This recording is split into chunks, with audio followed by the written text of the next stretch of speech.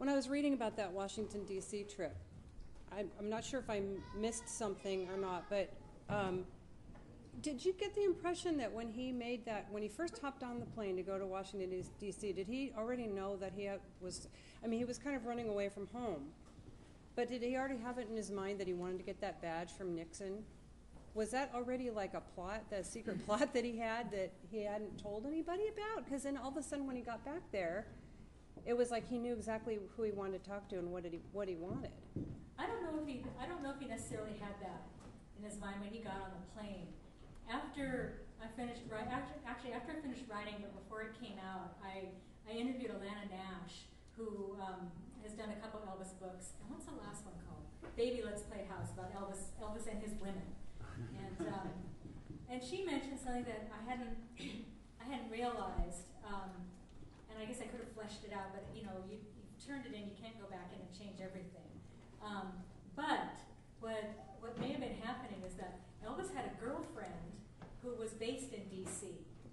And Alana, and when he first went to D.C., when he first leaves Memphis, he goes to D.C. And he called his girlfriend, but she wasn't available. She was, I don't know, out, whatever. He couldn't get in touch with her. So then he decided to leave. So Alana is saying, well, I think maybe the reason he went to D.C. in the first place was to connect with Joyce. And I hadn't thought of that. I thought, that's probably true.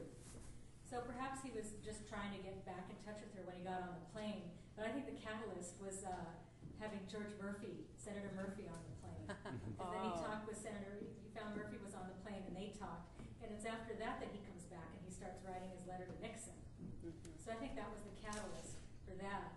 And it was, there was a lot of stuff I kind of cut out of that. Too many tangents to read and reading too long. But the month before, he had seen one of those BNDD badges because he was involved in a fraternity suit, and his lawyer introduced him to this fellow who was a private eye and had one of those badges himself.